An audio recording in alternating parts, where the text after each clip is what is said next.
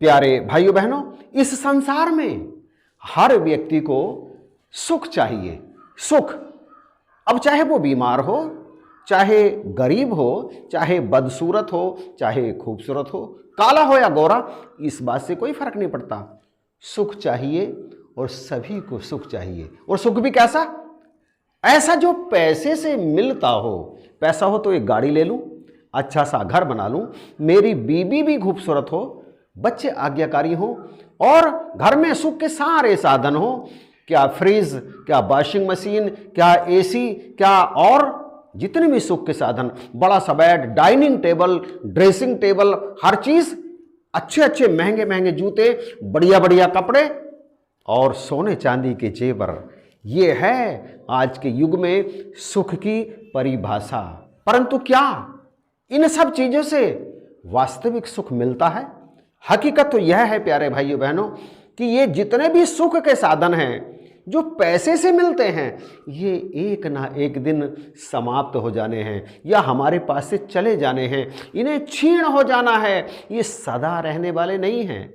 मकान भी एक दिन टूट जाता है। और इससे अलग छोड़िए, जब शरीर में बीमारी आती है ना, और बीमारी असाध्य जो पैसे से कटती नहीं है, तो फिर व्यक्ति सोचता है इस सुख से तो वो गरीबी अच्छी थी। उस समय ये पैसा, ये सुख के साधन सब बेकार लगते हैं। क्या आपको ऐसा सुख चाहिए या ऐसा सुख चाहिए जो कभी भी खत्म ना हो?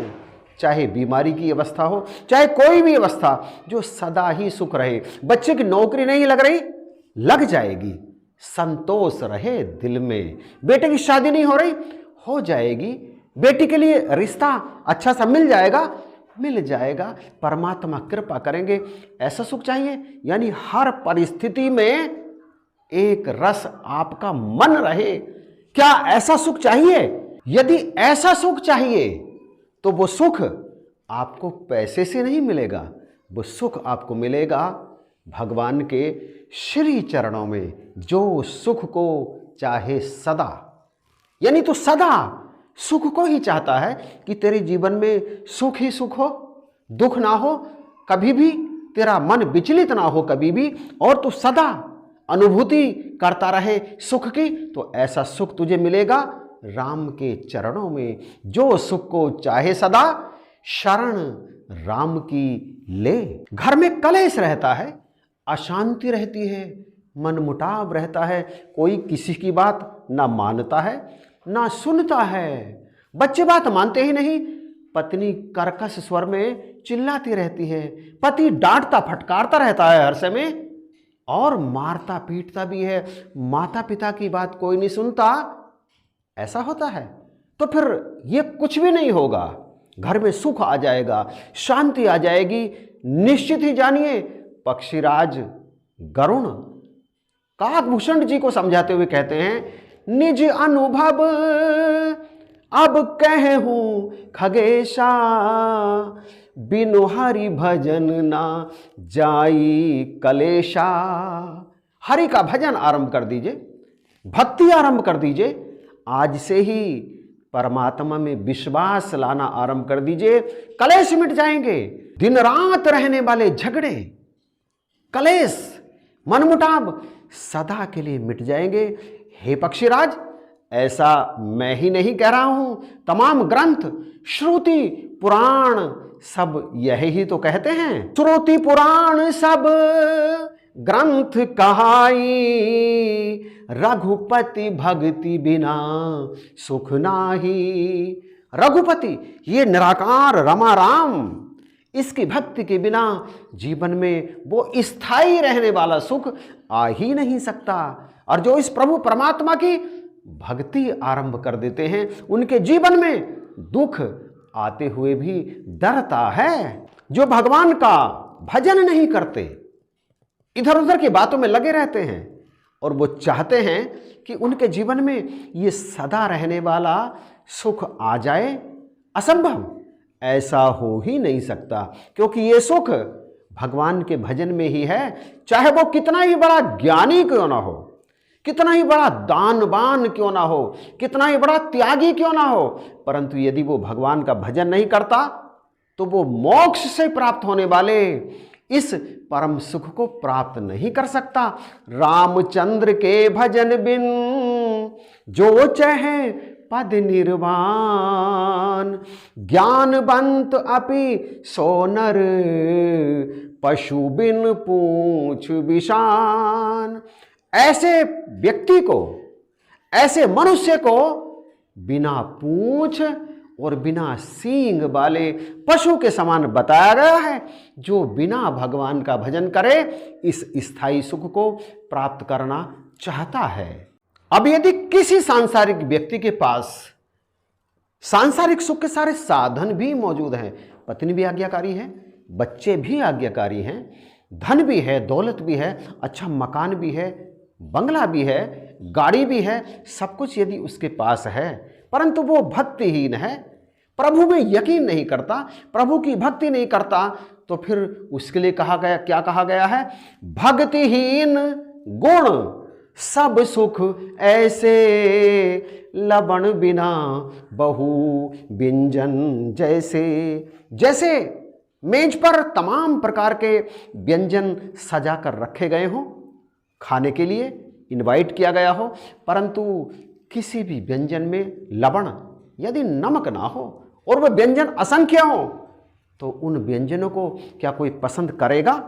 इसी प्रकार उस व्यक्ति के पास यदि सांसारिक सुख के सारे साधन मौजूद हों और वो प्रभु की भक्ति से दूर हो, यानी वो भक्तिहीन हो, तो प्रभु के लिए वो व्यर्थ है, बेकार है। वो व्यंजन जिसमें नमक नहीं है, खाने वाले के लिए वो बेस्वाद हैं, उनमें कोई स्वाद नहीं है, खाने वाले के लिए वो बिल्कुल भी अच्छे नहीं हैं। इसी तरह से प्रभु केवल यदि किसी को पसंद करते हैं तो वो पसंद करते हैं भक्तिवान को, श्रद्धावान को, जिसकी प्रभु के चरणों में प्रीत है। चाहे वो अमीर हो, चाहे गरीब हो, चाहे काला हो, चाहे गोरा हो, चाहे बदसूरत हो, चाहे खूबसूरत हो, चाहे उसके पास सुख के सारे साधन मौजूद हों, परंतु यदि उसके जीवन में भक्ति नहीं है, उसके जीवन में प्रभु के प्रति प्रेम नहीं है, तो उसकी स्थिति को बताया गया है, जिन हरि भक्ति हृदय नहीं आनी, जीवित शब समान ते ही प्राणी। ऐसे प्राणी, ऐसे व्यक्ति उस मुर्दे के समान है जो मरा हुआ है लेकिन चल फिर रहा है, यानी जीवित लाश। ऐसे व्यक्ति जो भक्ति नहीं करते और सब साधनों से धनी हैं, फिर भी वो इस मनुष्य शरीर को ढो रहे हैं, वो मृत के समान है जीवित रहते हुए भी। इसलिए भैया, चूंकि ये मनुष्य शरीर मिला ही भक्ति करने के लिए है, ये मनुष्य शरीर मिला ही परमात्मा को जानने के लिए है, तो संसार के सारे कर्म करते हुए भक्ति को प्राथमिकता देनी है, परमात्मा को जानना है, इसकी भक्ति करनी है। परंतु भक्ति करने से पहले हम ये जान तो लें कि आखिर भक्ति कहते किसे हैं।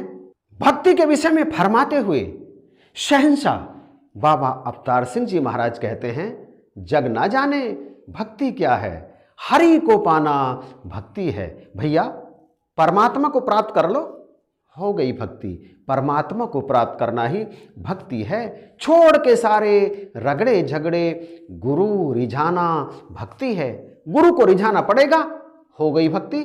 यानी भक्ति करने से पहले, यानी जब तक आपके जीवन में गुरु नहीं आएंगे, भक्ति हो नहीं सकती। आप मन मर्जी से कोई भी कर्म करें, चाहे पूजा करें, चाहे पाठ करें, चाहे दीपक जलाएं, चाहे व्रत रखें, भक्ति की श्रेणी में नहीं आ सकते। भक्ति शुरू होती है भय से। भय किसका? परमात्मा का। परमात्मा के भय में गति करते चले जाना, जीते चले जाना कि निरंकार देख रहा है, ये बात ध्यान में रहे और हमें पता रहे कि निरंकार कैसे देख रहा है। ऐसा सोचकर जब जीवन जीते चले जाते हैं तो भक्ति आरंभ होती है। और ये पता हमें कब चलता है? जब हमारे जीवन में गुरु आते हैं, गुरु बताते हैं कि परमात्मा आपको पल पल कैसे देख रहा है। एक को जानो, एक को मानो, एक हो जाना भक्ति है। परमात्मा का दर्शन करना, परमात्मा को जानना, परमात्मा को मानना और परमात्मा के हो जाना ही भक्ति है। जान हरि को याद में इसकी समय बिताना भक्ति है। समय बिताना मतलब जीवन जीते चले जाना, हरि की याद में, परमात्मा की याद में। परमात्मा को जान लिया, परमात्मा को मान लिया, परमात्मा को देख लिया, फिर इसकी याद में पल पल देखते हुए अपने समय को बिताते चले जाओ, मतलब जीवन जीते चले जाओ। बस भक्ति हो रही है परमात्मा को याद करके। भक्ति किसी कर्म कांड का नाम नहीं है कि कर्म कर लिया, वो किसी प्रकार का कर्म हो, धार्मिक कर्म हम जिन्हें कहते हैं, यदि वो कर्म कर लिया और परमात्मा को जाना नहीं, हो गई भक्ति? बिल्कुल नहीं। परमात्मा को जाने बिना भक्ति हो नहीं सकती। तो प्यारे भाइयों बहनों, परमात्मा को जानने के बाद भक्ति करते चले जाइए जीवन में, जीवन को जीते चले जाइए परमात्मा की याद में। आपका एक एक सांस कीमती है और एक एक सांस परमात्मा की भक्ति में अर्पण करते चले जाना है। ऐसा करेंगे तो परमात्मा खुश होते हैं, फिर सारे लौकिक भी। ऐसा नहीं है कि भक्तों के पास सांसारिक सुख के साधन नहीं होते, भक्तों के पास सारे सांसारिक सुख के साधन भी होते हैं। परमात्मा अपने आप ही ऐसे भक्तों के जीवन में हर प्रकार का लौकिक और भौतिक सुख देते चले जाते हैं। तो यदि सुख को चाहो सदा, शरण राम की लो। कृपा करो, बख्शिश करो, अपने जीवन की एक एक सांस परमात्मा को ही समर्पित करनी है। वीडियो यदि अच्छा लगा तो प्लीज़ कमेंट करके बताइएगा ज़रूर, लाइक कीजिएगा और इसे शेयर करना बिल्कुल भी मत भूलना। इन्हीं शब्दों के साथ आप सभी को जय हिंद, नमस्कार और प्यार भरी धन्यवाद।